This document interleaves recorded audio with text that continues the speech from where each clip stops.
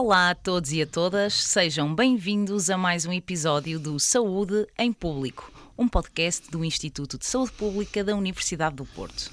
Hoje vamos continuar no tema da saúde infantil e o nosso convidado é nada mais nada menos que pediatra, Alberto Caldas Afonso. Alberto, muito bem-vindo, e para que os nossos ouvintes o conheçam, além de pediatra, Alberto Caldas Afonso é professor catedrático e diretor do mestrado integrado em Medicina no Instituto de Ciências Biomédicas Abel Salazar, que nós vulgarmente chamamos de ICBAS, e o seu trabalho foca-se sobretudo nas doenças renais, em particular na nefropatia diabética e nos mecanismos de progressão da doença e proteção renal. E prometemos que teremos aqui alguns destes nomes esclarecidos durante o episódio de hoje. Tem uma vasta produção científica, coordena um grupo de trabalho que estuda risco cardiometabólico, e lesão vascular precoce, e é também membro ativo em várias organizações médicas internacionais. E, portanto, Alberto, a primeira coisa que eu tenho que lhe fazer é agradecer, porque depois de uma agenda tão preenchida, ter tido tempo aqui para vir ao nosso podcast é um privilégio para nós. Muito obrigada. Muito obrigado, é um prazer também o convite, obviamente. Como desde o início, desde a fundação da ideia do SPUP, que estive envolvido na ideia com o Henrique, e portanto para mim é com imenso prazer que partilho e que participo convosco nesta iniciativa, que eu acho que é uma iniciativa muito interessante e que faz parte daquilo que deve ser também uma das obrigações de quem está na ciência e que é programas acessíveis ao público em geral. Portanto, esta função é extremamente importante e parabéns pela iniciativa. Obrigada, não podia estar mais em acordo consigo. Durante esta nossa conversa vamos falar de diferentes tópicos, mas queríamos começar talvez pelo início dos inícios. Ligação à Universidade do Porto, da qual o Instituto também faz parte, e o li algures que se apresenta como um filho da Universidade do Porto. E de facto foi aqui que construiu o seu percurso como estudante, como professor, como investigador. Portanto, talvez começando pelo lado mais pessoal, porquê a medicina e porquê a pediatria? Ok, eu efetivamente considero-me um filho da Universidade do Porto dentro daquilo que é todo o meu percurso profissional, quer neste caso académico. E indo começando pela sua questão, o porquê a medicina, começou muito cedo. Eu lembro perfeitamente, eu vivi durante muitos anos num pequeno concelho, na altura era uma vila, agora é uma cidade, nas proximidades do Porto, estamos a falar a 50 km, na altura não era muito próximo, agora é próximo, que é Felgueiras. E as minhas memórias de 5, 6 anos, tinha que era o médico da família, na altura era o médico da confiança da família, que também ao mesmo tempo era dentista. E já tinha muita vontade, era uma pessoa com quem tínhamos, eu sempre fui de algum modo curioso, e tínhamos grandes diálogos, e já ia sozinho quando precisava de alguma coisa. A minha mãe mandava ir sozinho. Eu lembro perfeitamente dele me dizer uma coisa: olha, nunca te esqueças de uma coisa, pensa bem em ser médico, porque ser médico possibilita, dá-te uma ferramenta em que tu podes ser útil em qualquer parte do mundo. E foi uma coisa que se foi interiorizando e eu cada vez mais percebi isso, e portanto essa foi claramente a razão porque escolhi medicina, até porque também havia alguma influência familiar, quer do meu bisavô, quer de tios, nesta área, mas não foi isso. O que foi efetivamente esta pequena frase que me fez durante muito tempo pensar nela e achar que de facto este era o caminho. A curiosidade, a utilidade, não é? De facto, os influencers do passado eram estes, não é? Estes com quem nós tínhamos estas conversas, e às vezes até um simples médico da terra tinha este poder de influenciar. E depois a pediatria, era isso que ia fazer. A pediatria resulta de uma história também interessante, não deixa de ser interessante. Eu de facto sou filho da Universidade do Porto. Eu vim para a Faculdade de Medicina em outubro de 74, passei todo aquele período quente do 25 de Abril e toda essa envolvência, foram momentos incríveis de múltiplas experiências. Estava para uma tarde para todo um podcast. Exatamente, porque momentos muito interessantes. E quando chego, eu fui muito envolvido no momento associativo, desde o primeiro ano, e portanto estava muito envolvido no momento associativo, e houve no meu terceiro ano eu tinha a responsabilidade, na altura os estudantes, basicamente a aprendizagem era feita por aquilo que se chamavam as seventas. Os livros de texto eram caros e portanto era muito utilizada essa ferramenta. E havia uma disciplina que era uma disciplina do sexto ano, eu estava no quarto ano, que tinha vindo um professor de novo, porque a faculdade deixou de ter professor de pediatria, e tinha vindo um professor de novo, que na altura veio de Lourenço Marques, depois ele era da Universidade Clássica de Lisboa, que era o professor Norberto Teixeira dos Santos, e não havia nenhuma ferramenta de estudo. E começou a ser uma disciplina em que as pessoas tinham enormes dificuldades. As pessoas, era quase a disciplina do curso, que havia maior número de chumbos, e as pessoas queriam estudar e não sabiam por onde. E eu, aluno do quarto ano, pensei, pus os pés ao caminho, e então o que é que eu fiz? Fui, como aluno do quarto ano, assistir às aulas do sexto ano e gravei as aulas.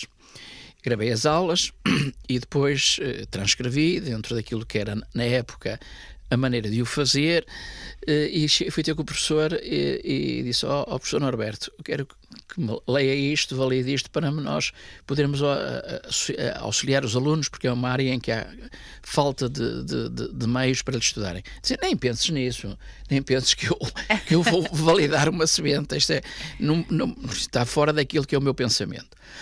Mas eu não desisti, continuei, e pela persistência, até que ele achou que não valia a pena estar, porque eu não ia desistir, e decidiu então fazer a correção daquilo, dos documentos que eu lhe apresentei das aulas dele, e fiz uma semente que teve um sucesso enorme, era um sucesso enorme.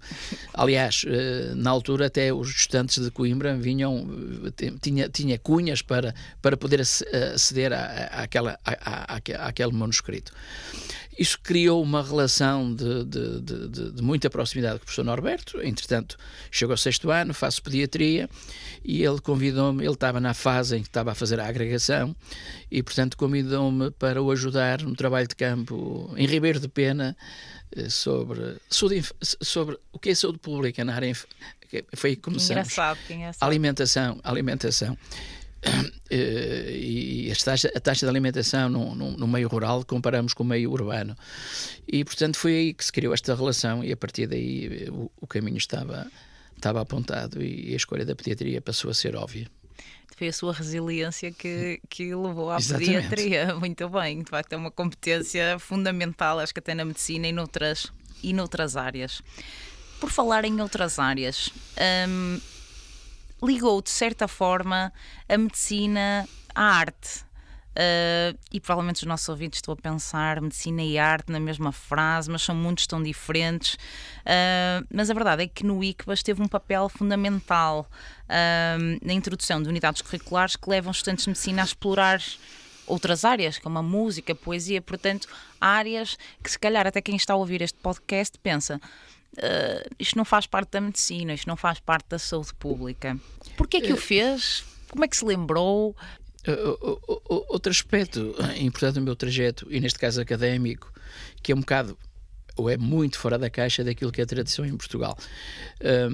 Eu era da Faculdade de Medicina, portanto eu doutorei-me na Faculdade de Medicina, e para o bem e para o mal havia, acho que agora cada vez menos, espero que deixe de existir, uma rivalidade entre aquilo que era o ICBAS e aquilo que era a Faculdade de Medicina. E, portanto, na Universidade Portuguesa não é normal as pessoas mudarem de unidade curricular, de faculdade. Uhum. E, portanto, somos muito endogâmicos, o que é, do meu ponto de vista, algo de muito castrante no progresso das universidades em Portugal. Eu tive uma passagem, não sei se iríamos falar sobre isso, fora de Portugal grande, nomeadamente nos Estados Unidos, e nos Estados Unidos, por regra, para aceder a um lugar superior da carreira, obrigatoriamente temos que mudar de faculdade. Isto é muito importante. Cá, infelizmente, a gente nasce, vive e morre dentro da mesma faculdade. Eu vim, portanto, da Faculdade de Medicina, que era uma faculdade muito clássica, com muito daquilo que é a definição do ensino muito clássico de facto, para uma faculdade também, e neste caso no curso de Medicina, com uma cultura completamente diferente. E foi uma cultura que a mim me seduziu. Eu, aliás, já tinha sido no início do ICBAS, por convite do professor Nuno Grande, eu tinha sido assistente de anatomia, fui durante 4 anos assistente de anatomia. Foi aí que eu comecei a minha carreira do ponto de vista académico, e depois é que passei para assistente quando entrei na pediatria pelo professor Norberto. E como sabe, no ICBAS, um dos seus principais mentores, o professor Abel Salazar, tem uma frase célebre, que quem só sabe medicina, nem medicina sabe. E é muito dentro desta lógica. E depois nós devemos, quem tem responsabilidades na formação dos médicos, perceber a cada momento qual é o papel do médico na sociedade. E, portanto, o papel do médico da sociedade mudou. A sociedade mudou. As necessidades são diferentes e, portanto, o médico não pode ter, nem deve ter, como era no passado, como foi muito a minha formação, uma competências de natureza técnico-científicas, mas tem que ser muito mais do que isso. E muito mais do que isso tem competências, múltiplas competências, e desde logo competências de natureza social. O ensino não pode ser holístico, tem que ter competências sociais, de humanização, e, portanto, algo mais do que a poesia e a música faz parte destas competências que os estudantes só vão enriquecer era uma optativa, obviamente, mas que teve uma adesão muito grande.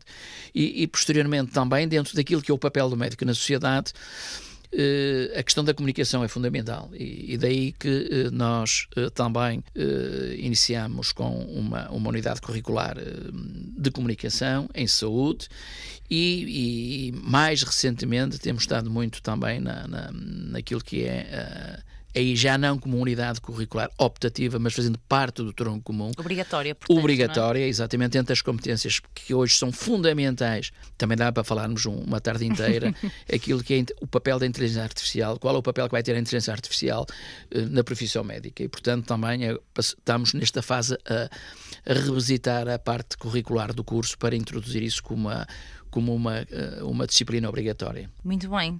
Portanto, lá está, a medicina é muito mais daquilo que se aprendia nas sebentas, não é? E vai-se tentando fazer aqui camadas, não é? Seja pela arte, seja pela esta dimensão mais humanista que falou, e até a questão da comunicação, porque também é importante, o tópico que eu tinha aqui relativamente à comunicação é de falar em saúde ou promover a saúde fora do contexto hospitalar e da investigação, não é? Porque saúde é muito mais do que a existência da doença. Comunicar para fora, de alguma forma para fora do contexto da população doente, é também importante. É extremamente importante, e esta tem sido também uma dos desafios que eu tenho, que me pus a mim próprio quando assumi a responsabilidade pela direção do Centro Materno Infantil do Norte, que é da área materno-infantil, e, portanto, em que o hospital não pode ser um sítio que tenha uma percepção só de sofrimento, tem que ser de esperança.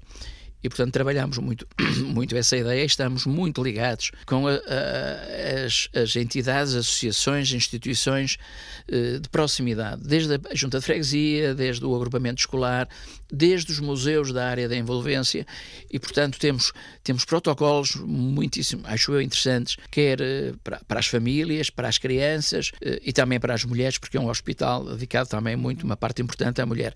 Portanto, esta relação, portanto, é comunicar a saúde, tudo serve para comunicar a saúde, utilizar as ferramentas certas, envolver nas alturas certas, muito mais daquilo que seja a simples transmissão dessa informação na consulta. E, portanto, esse tem sido também um caminho que temos percorrido com enorme sucesso. E também muito multidisciplinar, e não multidisciplinar, é? Tipo uma comunicação que já não é feita só pelos médicos, mas também por todos os outros agentes que estão nos locais que referiu. Talvez voltou a falar das crianças, e eu acho que poderemos passar, uma vez que é inegável esta fração da população, o interesse que tem por ela, e como lhe disse inicialmente, esta temporada é muito sobre a saúde das crianças. Pedia-lhe assim que, em traços gerais, nos descrevesse o estado atual da saúde infantil em Portugal. Que fotografia é que tira às nossas crianças? Olha, a primeira enquadramento que gostaria aqui de deixar é que quando falamos de crianças estamos a falar do futuro de qualquer país. O futuro de qualquer país são as suas crianças.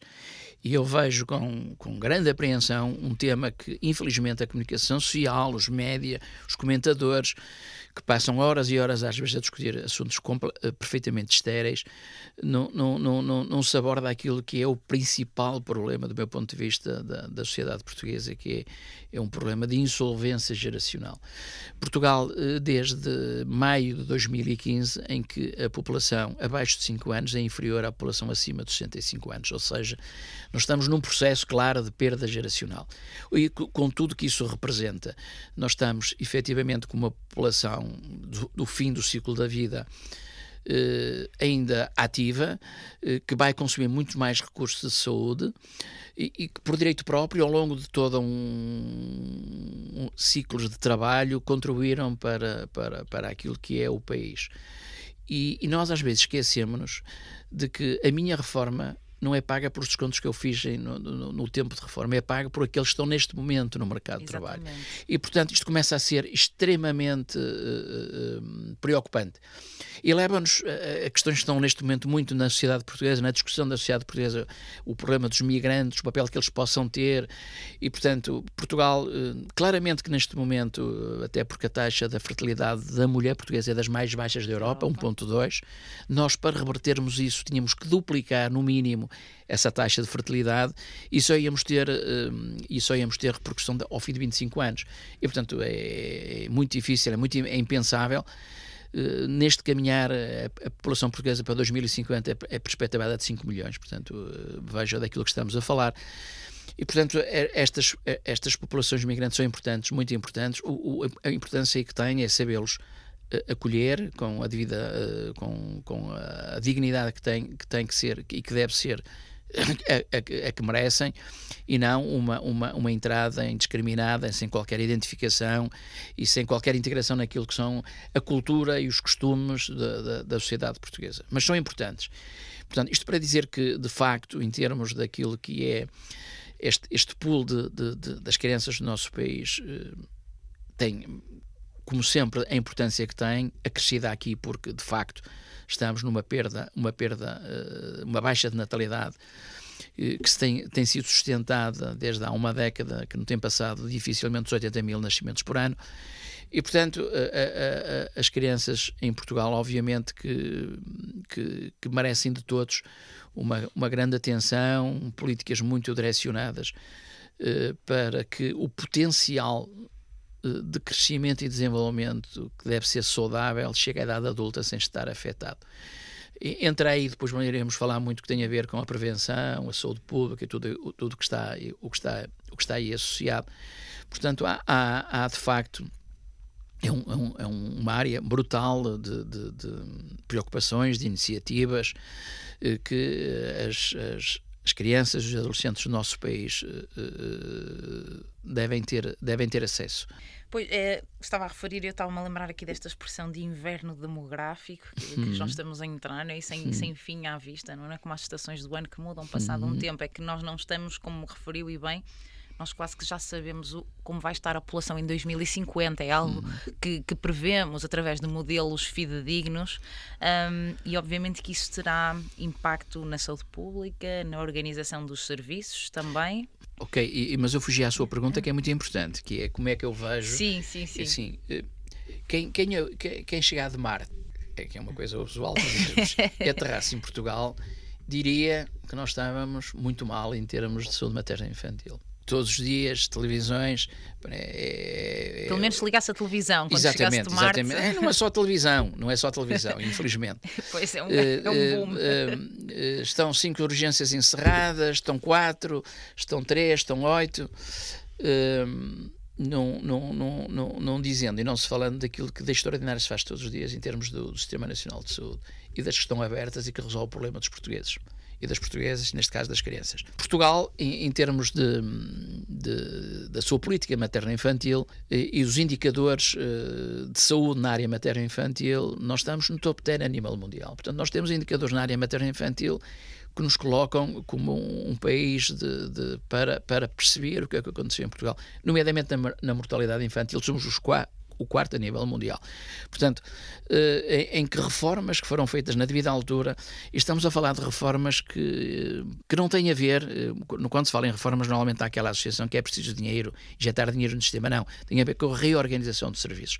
E foi muito fruto dessa reorganização em toda a área materno-infantil que colocou Portugal neste patamar. Nós temos neste momento algumas dificuldades objetivas, claramente que temos, nomeadamente e principalmente no que diz respeito a recursos humanos na área da saúde, nomeadamente recursos humanos médicos dentro do Sistema Nacional de Saúde. São áreas que temos que reforçar, perceber como é que aqui chegamos, porque é que aqui chegamos e o que é que devemos fazer para alterar todo este paradigma, e tem muito a ver com a nossa intervenção na área da Comissão da Mulher e da Criança, em com todas as medidas que temos do ponto de vista técnico proposto ao Ministério da Saúde e que este tem de uma maneira sequencial implementado. Só que isto, obviamente, que os resultados obviamente que não é com a rapidez que todos gostaríamos. Portanto, isto não é seguramente em 6 meses nem num ano que este paradigma das dificuldades em recursos humanos que temos neste momento que vai ser alterado, mas as medidas estão no bom caminho e, portanto, aquilo para o qual acreditamos muito é que nós somos daqueles que acreditamos convictamente da importância que tem a saúde dos portugueses e que o nosso SNS é extremamente importante. Aliás, é uma das condições que faz com que muitas pessoas escolham Portugal, é a qualidade do serviço de saúde em Portugal, era a segurança e a qualidade do serviço de saúde em Portugal, aquilo que nós damos aos cidadãos portugueses, e portanto, nenhum de nós, indiscriminadamente, não pode dizer que daqui a umas horas pode precisar do SNS, e nenhum de nós é suficientemente rico para não precisar do SNS. A atividade privada tem o seu papel, mas não para as situações minimamente de alguma complexidade. E, portanto, todos nós temos que defender este legado que temos, que é o Serviço Nacional de Saúde. Felizmente que na área materno-infantil ele é da excelência.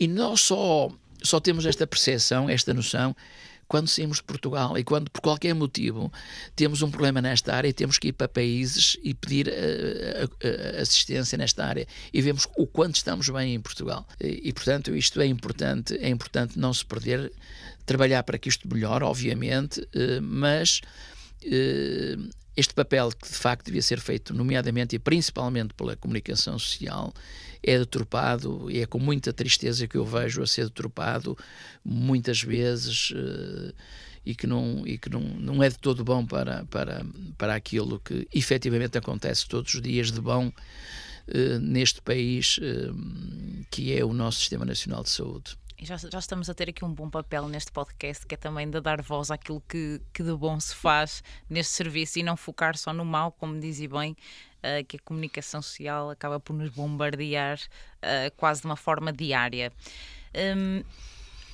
Talvez extra serviços e recursos. As nossas crianças em Portugal sofrem essencialmente de quê? Que problemas de saúde é que, portanto, pensando aqui nesta fotografia das crianças em Portugal, quais são as principais dores de cabeça que os pais das nossas crianças as fazem contactar com os serviços de saúde? E talvez pudesse aqui acrescentar que áreas é que nós temos em que áreas é que temos evoluído mais nestes últimos anos e outras em que áreas é que se calhar temos um longo caminho a percorrer? Olha, começando pela primeira parte da sua questão, que o que é aquilo que hoje em dia mais aflige ou que leva os pais a procurar apoio e ajuda no que diz respeito à pediatria. A vida atual, o sistema social em que ambos os pais estão no mercado de trabalho, e é importante que isso foi uma grande conquista, nomeadamente do papel da mulher no mercado de trabalho, da sua independência também económica. Foi um percurso que felizmente temos conseguido, e portanto estão os dois em pé de igualdade. Por outro lado, aquilo que antes era muito a instituição, a voz está limitada, porque os avós também estão no mercado de trabalho, até porque a idade de reforma aumenta naturalmente. Há uma necessidade que não havia no passado, havia outros tipos de apoio, nomeadamente desta instituição avós, que neste momento se coloca a um jovem casal que tenha um filho. Nenhum casal, por muito que leia, está preparado para ter um filho. Isto tranquilamente, mas não é nada de aflitivo ou preocupante. É aquilo que eu lhes digo. Aliás, eu na primeira consulta, assim, vocês já perceberam que a vossa vida mudou. Agora quem manda lá em casa é esta coisa pequenina. E portanto, há uma série de pequenos conselhos do dia a dia, que são coisas de sensatez, mas que infelizmente vão falhando. E é por isso que uma das coisas que instituí aqui também no Centro Materno Infantil é uma escola para os pais. E portanto, durante todo o percurso e temos 9 meses para os preparar, não é? Que é a gravidez normalmente é 9 meses, às vezes um pouquinho menos. Nós vamos preparando os pais neste caminhar, e portanto ao longo de todo este trajeto, de todo este percurso, vamos falando de diversas coisas, múltiplas coisas, desde a questão do nascimento e o que representa o nascimento e o que envolve o nascimento, e tentar ir de acordo com a percepção que aquela família tem para o nascimento, de quem deve estar na sala de partos, mas também em estes ensinamentos básicos relativamente depois do nascimento, as principais situações em que traz ansiedade aos pais. Portanto, é muito isto o que nós trabalhamos nessa chamada escola de pais, porque são coisas simples. E portanto, os primeiros meses são de facto relativamente complicados, porque passa-se numa vida estabilizada, em que as pessoas decidem quando querem jantar fora ou não, estar com os amigos, e que de repente fica alguém que passa a ser a prioridade e que interfere nessas decisões, e que tem um comportamento que nem sempre é muito tranquilo, e nós temos que o perceber. E, portanto, não podemos desesperar, não é? E às vezes temos situações em que eles entram no desespero quando não percebem o que é a fisiologia da criança, a adaptação a um mundo completamente diferente dos 9 meses anteriores, e, portanto, nós temos muito esta interação nos primeiros meses é extremamente grande. Depois, a seguir, nós temos que tentar explicar e que as pessoas percebam que nós, quando nascemos, não nascemos com a plenitude das nossas funções, e não um processo de desenvolvimento dos diversos órgãos e sistemas, uns mais cedo que outros, mas essa maturação, por exemplo, o tamanho final do rim, não sei se vamos falar um pouquinho sobre isso, é aos 12 anos. Portanto, é aos 12 anos. Mas há outras funções que ao nascimento não estão presentes e que condicionam. E, portanto, nós temos que, para os pais, lá está, a alternativa que tem, a partir do tempo que por direito próprio bem tem para estar em casa, é colocar o filho no infantário. Ou colocar no infantário, ou aquilo que vai acontecer naturalmente, a criança, nos primeiros 4, 5 anos de vida, todo o seu sistema de defesas, aquilo que nós chamamos de sistema imunológico, nas defesas perante uma agressão infecciosa, ainda não está desenvolvido, ou seja, são muito mais propensas, mesmo em situações simples, em desenvolver uma infecção. Depois as crianças estão colocadas, e quanto mais pequenas são, num espaço que é, infelizmente, mais um armazém de crianças que propriamente algo diferente, em que estão numa sala mais ou menos de maior ou menor dimensão, mas é sempre confinada, em que estão 20 ou 30 crianças no mesmo espaço a respirar. Até porque não sobram vagas, não é? Nesses infantários. Não, agora não. Hoje em dia, não é? E, portanto, tudo aquilo que são situações muito frequentes, que é as infecções, nomeadamente no período que vamos entrar, de respiratórias, que se transmite pela via aérea, não é? Qualquer criança entra hoje saudável no infantário, está lá uma molada a tossir, ela vai ficar doente. E, portanto, e os pais têm dificuldade em perceber isso. O seu doutor já teve, este mês já esteve 4 vezes, e, portanto, nós temos que saber desmontar isso, desmistificar isso, O que é que lhes diz? Não, explico-lhes isto, que é um processo natural, de que a grande maioria das situações são processos de natureza víricas, portanto, em que as atitudes e os procedimentos são básicos, são simples, não é para fazer grandes medicações de todo, e, portanto, são medidas simples do antipirético, de desobstrução nasal, e dar o tempo ao tempo, ao fim de 3, 4 dias, isto vai desaparecer. Não é? Exatamente. E, portanto, esse é claramente, nesta fase, na fase da primeira infância, um dos principais problemas com que os pais são confrontados. Depois, à medida que vamos percorrendo os ciclos da faixa etária da pediatria, que depois é a idade escolar e depois os adolescentes, obviamente cada um desses ciclos tem particularidades próprias, tem problemas próprios que nós temos que estar atentos e falando com eles, com as famílias, nos períodos da consulta, que são distintos de acordo com a idade que está em causa, e sensibilizando-os de uma maneira preventiva para situações que nos tempos atuais são claramente situações que temos que acautelar e prevenir e falar sobre elas, e que são múltiplas. E quer-nos dar algum exemplo de alguma delas? Podemos falar exemplos, podemos falar tudo que tem a ver com a adicção nos adolescentes, na questão de drogas de consumo, o tabaco, o álcool, tudo aquilo que tem a ver hoje em dia, que é muito difícil de filtrarmos, mas a maneira tão facilitada com que se entram nas redes sociais e tudo aquilo que está por trás, muitas vezes com intenções diferentes, e que podem marcar claramente, e muito daquilo que nós hoje temos, isto tem sido um crescendo, que não tem nada a ver com o Covid, apesar de toda a gente dizer que tem muito a ver com o Covid. Nós temos um crescendo de consulta por problemas de saúde mental, que tem muito a ver com toda esta gestão daquilo que é a facilidade com que se tem acesso às redes sociais. E eu tinha aqui uma pergunta para si, mas de certa forma também acho que já me respondeu, mas se calhar eu vou confirmar, porque relativamente, já é pediatra há muitos anos, e eu ia-lhe fazer aqui uma pergunta sobre se há algo que o surpreende nas crianças de hoje em comparação com as de há 20 anos, mas de certa forma estes tópicos como redes sociais ou com o crescimento de alguns problemas do foro mental estão neste rol de questões sem dúvida, mais emergentes. Eu não gosto, porque cada época é a sua época, tem os seus fatores positivos, outros negativos, mas nomeadamente naquilo que tem a ver com o crescimento. Não tenho dúvida nenhuma que a minha geração foi uma privilegiada. Nós aprendemos e fomos muito felizes a brincar com muito pouco na rua e com objetos simples, e fomos muito felizes e não nos castrou em coisíssima nenhuma. E hoje em dia isso infelizmente é impensável, é praticamente impensável.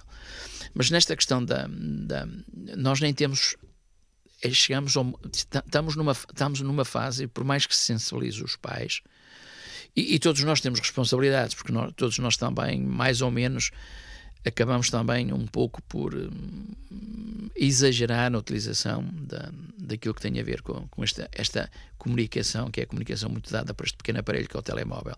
Eu hoje, se deixar o telemóvel em casa e vir a trabalhar, entro em pânico e volto para trás. Parece que vamos nus, não é? Completamente. Mas muitas vezes perdemos a noção da dimensão que isto chega. Eu com frequência, na minha consulta, peço às crianças para me fazer um desenho sobre um tema, o que seja. E depois analisamos o desenho que traz, e isso às vezes é muito interessante para perceber muitas coisas, e de acordo com a temática, nós, através daquilo que a criança tem muita dificuldade em transmitir verbalmente por razões distintas, ou porque está a família, ou porque tem dificuldade dessa comunicação, nós, através do desenho, percebemos muito daquilo que está por trás de um problema que às vezes as famílias querem muito que seja de natureza orgânica, mas não é. E então, há 6, 7 meses, pediam uma criança de 7, 8 anos que na próxima consulta me trouxesse aqui um desenho da visão que ela tinha da consulta médica. Que giro. E então, na consulta seguinte, ela traz-me um desenho. Então o desenho aparecia a minha secretária, o ecrã do meu computador e ela desenhou-me assim do nariz para cima, que era a parte que ela via, não é? Era a única parte que ela via. E depois desenhou, ela tinha os pais e tinha o irmão. E desenhou o irmão e os pais a brincar no telemóvel. Portanto, e os pais viram esse desenho? Os pais viram esse Isso agora é a minha veia de psicóloga a pôr aqui. Não, eu obviamente que introduzi a discussão e falámos com os pais porque às vezes quando eles veem, não é, também torna mais óbvio para eles, sim, não é? Para eles foi um choque, não tenho dúvidas nenhumas, não é? Porque nós fazemos isto de uma maneira muito automatizada e nem muitas vezes apercebemos disso, não é? Mas, assim, todos nós que vamos muitas vezes com os nossos amigos, ainda bem, ao restaurante e vemos que muitas vezes as pessoas não estão a falar, estão todos a mexer no telemóvel. E não há aquilo que é uma dinâmica de grupo de falar sobre como é que foi hoje o dia, como é que correu, coisas simples. Não, todos estão ali a tentar ou tirar uma fotografia à comida para depois meter na rede social.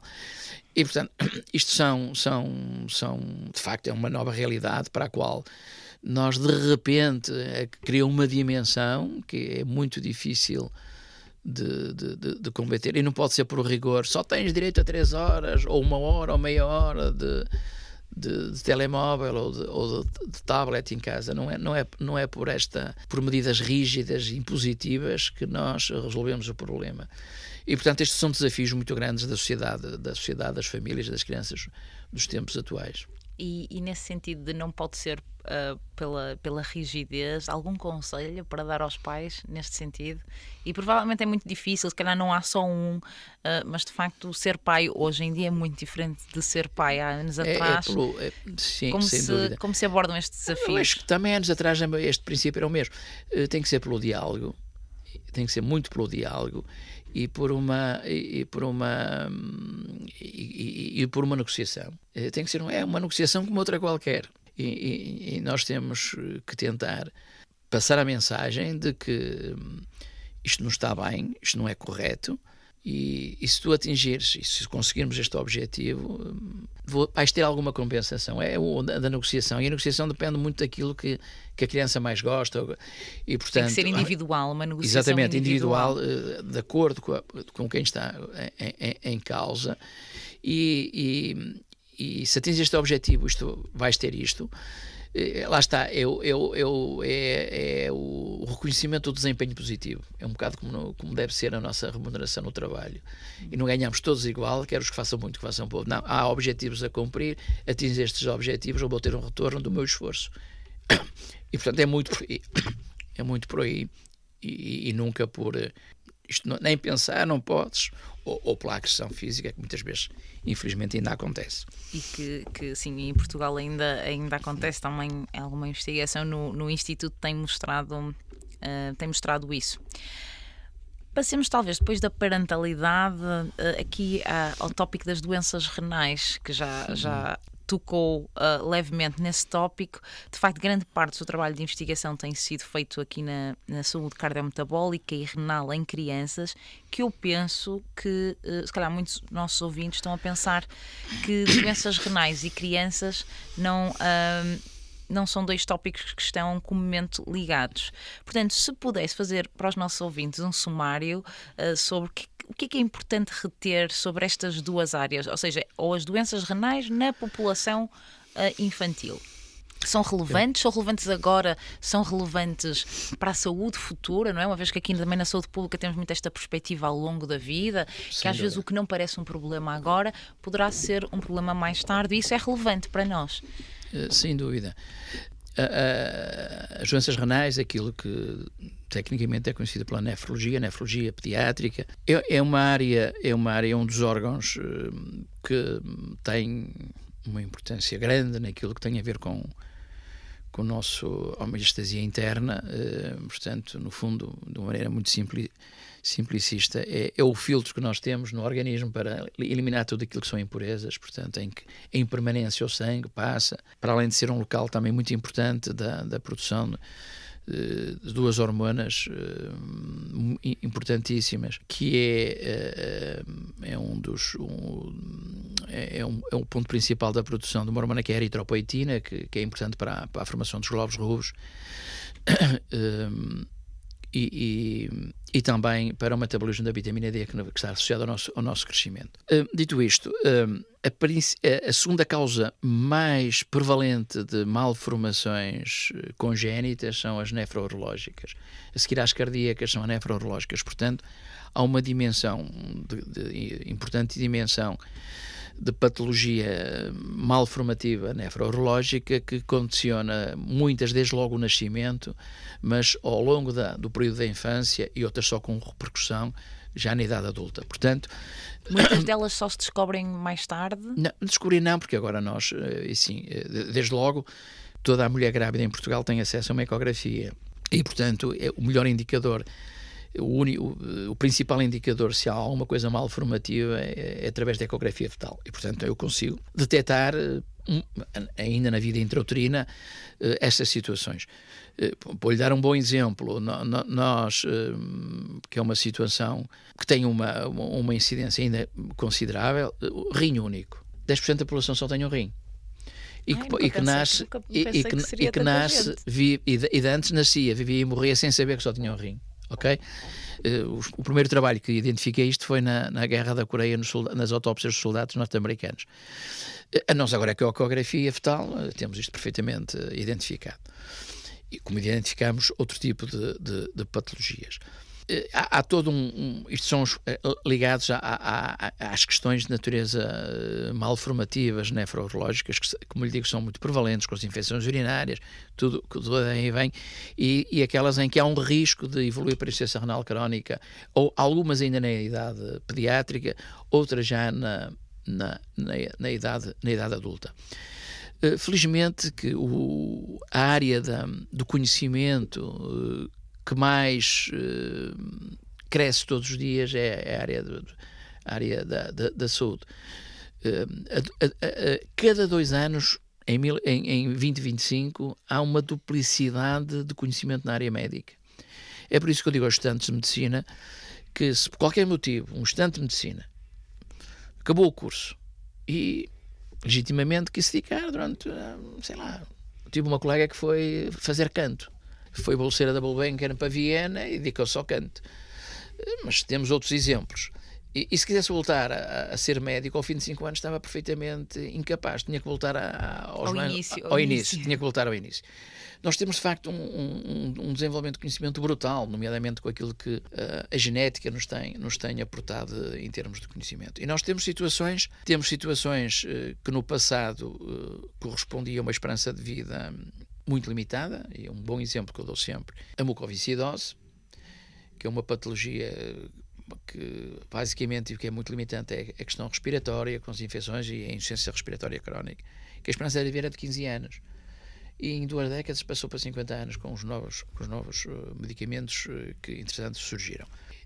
Nós, na área da nefrologia, perante aquelas, para além das situações, como eu lhe disse, e que são muito prevalentes, que lhes falei, há, por exemplo, há condicionantes que têm a ver com um dos principais problemas de saúde pública. O principal problema de saúde pública pediátrica em Portugal chama-se excesso de peso e obesidade. Nós somos dos piores indicadores da Europa. Não temos conseguido, temos sido muito limitados naquilo que temos conseguido de ganhos para enfrentar este seríssimo problema.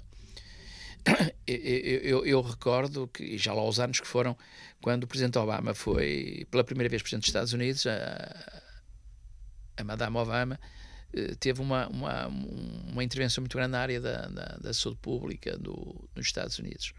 E assumiu um desafio para os Estados Unidos, que era, nos próximos 25 anos, que a obesidade, pelo menos, não aumentasse. Era mantê-la naqueles valores. E nós até parecia um objetivo bem comedido, não é? Exatamente. E nós, se nos propuséssemos a isso, era um insucesso. Infelizmente tem sido um insucesso. Esta questão da obesidade, desde logo, traz uma série de problemas associados, aquilo que falou há pouco do risco cardiovascular, daquilo da repercussão que depois vai ter na fase da vida da idade adulta, e um dos principais alterações, que durante muito tempo é como o iceberg é da parte de baixo do iceberg que não se identifica, é a hipertensão. E, portanto, a hipertensão não tem durante muito tempo, não dá sinais e sintomas. E, portanto, infelizmente, a prática nas crianças normalmente não se mede a tensão arterial. Não faz sentido. Passa-se muito essa imagem. Isso é coisa de adultos, não é? Isso é coisa de adultos, exatamente.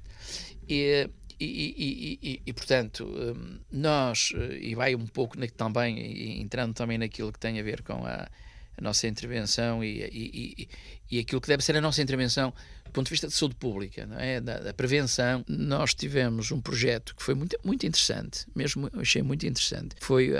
Concorremos a uma bolsa que a Fundação para a Ciência e Tecnologia da Ciência Viva lançou há 4 anos. E nós concorremos com um projeto que se chamava Cuida de Ti. E o que era basicamente este projeto Cuida de Ti? Era um projeto que era dirigido às crianças e de acordo com a faixa etária. Um projeto para os adolescentes, focado a mensagem, o tema era o mesmo, mas a maneira de transmitir a mensagem adequada ao que eram os adolescentes e às crianças na idade escolar e pré-escolar. E basicamente era o nosso ponto era o excesso de peso e a hipertensão. E, portanto, era um projeto muito focado a hábitos saudáveis alimentares e no exercício físico. E, portanto, para as crianças mais abaixo, antes da pré-adolescentes, desenvolvemos através de um livro muito fácil e agradável a leitura, aquilo que era uma alimentação saudável, conhecer os alimentos, como utilizar os alimentos, que depois distribuímos nas escolas e no continente, portanto, para chegar a um maior número de pessoas, e depois tinha um quiz que eles tinham que tentar responder e que lhes dava acesso a um pequeno prémio. E, portanto, passamos essa mensagem aos mais pequenos desta maneira. E depois fomos pelas escolas e apresentando essa brochura e o que é que se pretendia. Nos mais velhos, o que é que utilizamos? Aquilo que hoje em dia as redes sociais têm, que é os influencers. Nós sabemos que o jovem, o adolescente, liga muito a isso. Então, passamos a mensagem, quer da importância da atividade física, quer através do exercício físico, com 2 pequenos filmes, 2 pequenos podcasts. Um com uma atriz portuguesa, em que ela aparecia nas filmagens a comer a maçã, o que era uma alimentação saudável no seu dia-a-dia. E no exercício físico foi o Francisco Conceição, que, como jogador do Porto, da seleção, também a falar da importância da atividade física. E, portanto, colocamos isso através de um link para que eles pudessem visualizar nas suas ferramentas informáticas. E portanto, isto é de facto reconhecer a importância da prevenção e a importância como sabermos comunicar e prevenir através daquilo que hoje em dia são as ferramentas que mais rapidamente chegam às pessoas. E esses comportamentos, só para fazer aqui o paralelo com as doenças renais, isso também tem influência na saúde renal, ou seja, estes hábitos alimentares, o exercício, também é importante, porque nós falamos desses comportamentos muitas vezes, porque de facto eles influenciam uma panóplia de situações em saúde, não é só uma doença em particular, não é só a hipertensão. De facto, estes comportamentos são fundamentais, são mecanismos essenciais para uma boa saúde. E eu estava-lhe a perguntar também na doença renal, porque eu tenho a ideia que a doença renal também é um tópico mais desconhecido da nossa população, nomeadamente nestas faixas etárias. Sim, repare, os 2 principais venenos que nós temos na nossa alimentação e que infelizmente, pelo menos um deles, infelizmente é daquelas coisas, nós temos uma gastronomia riquíssima, é a melhor do mundo. Mas temos, isso é inquestionável.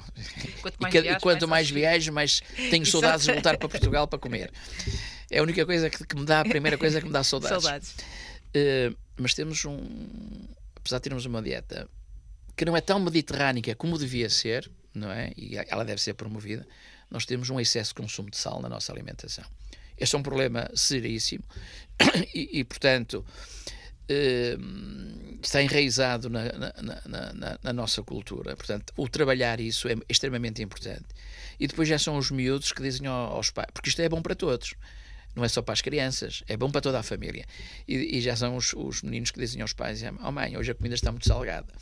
E, portanto, trabalhar isto é extremamente importante. Outra questão é os açúcares. Mas o sal é o principal fator claramente associado à hipertensão.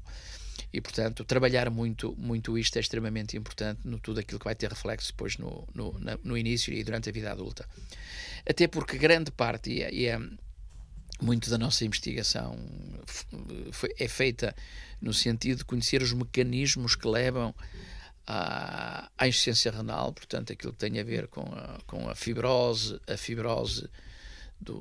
da estrutura do rim, e portanto, e desde logo mecanismos, e neste caso, tem aparecido muito de natureza terapêutica que evita a progressão da insuficiência renal. E, portanto, trabalhamos muito nesse modelo desde há muitos anos, dentro de uma network europeia. Hoje em dia, fazer investigação tem que ser dessa maneira. O ISPUP é exemplar nisso, sempre esteve. É o melhor exemplo que temos em Portugal de estar inserido nas grandes redes europeias de investigação, não é? E, portanto, olha, nomeadamente, nós temos tido coisas muito interessantes que têm saído da geração 21, que nós temos desde a primeira hora, e, portanto, em que nós temos a maior coorte neste momento, eles têm 19 anos, que já são adultos. 20, sim, que já são adultos. Continuam e, portanto, em que nós temos toda a informação desde a vida fetal. Portanto, nós temos uma quantidade de informação nas mais diversas áreas, incluindo a sua, que a psicologia também tem utilizado muito isso, e, portanto, esta é a boa maneira de fazer investigação. E, portanto, nós na área renal temos feito muitos trabalhos através daquilo que a geração 21 nos tem proporcionado. Muito bem. E lembra-se de algum conselho simples que dá sempre aos pais e nunca falha? E neste momento os nossos ouvintes que são pais estão a tirar o caderno e o lápis para apontar isto, que isto é importantíssimo. É difícil responder dessa maneira à pergunta tão simples, porque depende de qual situação é, mas acima de tudo aquilo que como falámos um pouco há bocado, é a sensatez das coisas e portanto, acima de tudo, um dos grandes problemas que temos é a procura indevida, porque é indevida porque depois as pessoas não têm o mínimo de condições para interpretar, de recorrer ao Google para tentar perceber o que é que está a acontecer. E muitas vezes, portanto, digo-lhe que de todo isso não o devem fazer, que deve ter a pessoa de referência, que tem que haver uma relação de confiança. Não faz sentido que, se essa relação de confiança, eu, enquanto pediatra, tenho que estar disponível nas 24 horas para os pais que tenham um problema me poder contactar. Porque eu não posso ser só pediatra quando o filho está doente. E quando eles têm um problema, que para mim pode ser muito simples, para ele é seguramente um problema. Aquilo que eu digo também muito aos meus alunos é: nós temos a felicidade de ter a melhor profissão do mundo. Eu não sei se você tem filhos, mas se tiver filhos, ou quando tiver filhos, ou se os já tem, já vai perceber perfeitamente isto. O que você tem de mais importante e sagrado dentro de sua casa não são as joias, não é o dinheiro, não é nada, são os seus filhos. E, portanto, quando eles recorrem a alguém a pedir ajuda, nós temos que estar à altura desta responsabilidade. E, portanto, estar à altura desta responsabilidade é sempre que eles tenham um problema, saber que eu estou lá para estar com eles, a ajudar a resolver o problema. E, portanto, é isto que eu transmito muito aos meus doentes. Saberem que têm sempre um ponto de apoio, que não percorram à mínima coisa a ler coisas e utilizam, infelizmente, práticas muito mercantilistas que, infelizmente, o mercado, nomeadamente para as situações menos simples, exploram. E, portanto, esta relação de confiança é muito importante, sabendo que, mas para haver confiança é saber que está sempre lá alguém ao seu lado para ajudar a resolver o problema. Pois é, e essa exploração, quando é face àquilo que temos de mais precioso, não é? Sendo os filhos, As pessoas de facto é muito fácil ser explorado, não é? Claramente. Quando é algo que não é tão importante para nós, a exploração pode ser mais seletiva, mas quando mexem com aquilo que temos de mais precioso, a exploração é muito fácil, não é? E de facto vê-se muito isso. Alberto, pergunta final, obrigatória neste podcast, não pode ir embora sem responder, que é: como vê o futuro da saúde pública e, por que não acrescentar, qual será o maior desafio da saúde pública para as crianças portuguesas dos dias de hoje? Eu já lhe falei um pouco sobre qual é o maior desafio, e começando por aí, é claramente o excesso de peso e a obesidade no nosso país. Portanto, é um problema, um gravíssimo problema de saúde pública. E, portanto, é um problema que não envolve só saúde. Lá está, a saúde pública não é só saúde. Envolve a comunidade, envolve a escola, envolve as associações desportivas, todos têm que fazer parte deste desígnio. E, portanto, este, do ponto de vista pediátrico, é claramente o grande desafio da saúde pública. A saúde pública é uma área da medicina extremamente importante, e eu acho que o melhor exemplo, eu vejo pela parte sempre positiva da coisa, não? A parte do copo não é meio cheio, não meio vazio. Nós, que estamos aqui os três sentados, tivemos a sorte de conhecer como figurantes aquilo que é a epidemia do século XXI, que foi o Covid. E, portanto, se alguém alguma vez tem alguma dificuldade, o que foi a importância que teve a saúde pública nas medidas, no controle de uma coisa que nós desconhecíamos completamente e que de repente entra-nos pela casa dentro, e que nós vemos as notícias assustadoras da mortalidade brutal que estava a acontecer, e tudo aquilo que a saúde pública permitiu com os conhecimentos, nomeadamente na área da vacinação, em que uma realidade que ainda nós esquecemos aquilo que está resolvido facilmente, e ainda bem. Nós provavelmente já não temos a noção de que era estar naqueles dias sucessivos. Eu como estava na área da saúde, felizmente não tive isso, saía todos os dias de casa, confinados, sem saber o que é que ia ser o dia da manhã, sem saber se a minha mãe, o meu pai, no próximo mês ia estar connosco. E todo esse caminho que foi feito em tempo recorde deve-se claramente àquilo que tinha a ver com a saúde pública. Aquilo que aconteceu na chamada gripe espanhola no início do século XX, em que morreu um terço da população mundial, se não fosse o conhecimento que nós já tínhamos da tecnologia relativamente à prevenção pelas vacinas, tinha acontecido o mesmo neste período. Portanto, a saúde pública é fundamental naquilo que tem a ver com o futuro saudável da população de qualquer país. Ainda bem que nós temos uma saúde pública forte e robusta em Portugal. Ainda bem, vamos continuar, vamos até terminar com essa mensagem positiva que eu acho também caracterizou todo este episódio do podcast, positiva acerca da nossa saúde infantil e perinatal, da saúde pública também. Alberto, obrigada por nos trazer esta perspectiva pediátrica, humanista, onde a sensatez reina para além das sebentas e de todo o conhecimento formal, e por nos fazer também lembrar isso, e aos nossos ouvintes. Muito obrigada pelo tempo que nos concedeu e até uma próxima. Obrigado, Ana, foi um prazer estar consigo.